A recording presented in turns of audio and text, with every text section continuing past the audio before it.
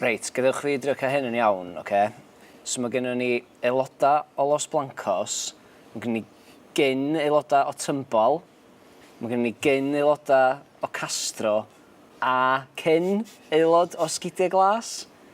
I gyd mewn un potas o'n hyn. Mae'n lot o fandiau chwarae teg, ond da chi'n dod at eich gilydd heddiw yma i greu argraff.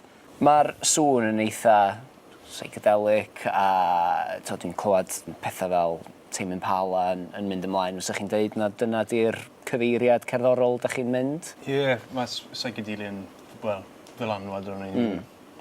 Gyn o ffi. Nawr. Ie, oedd y dechrau off bach yn wahanol. A ni eisiau trio cadw y kind of safe sound i dechrau off. Ni'n trio cadw yn anna fe. Ond mae wedi kind of develop o llai, I guess. Tynnu stuff off yn ytrach na just chucko loads o pethau.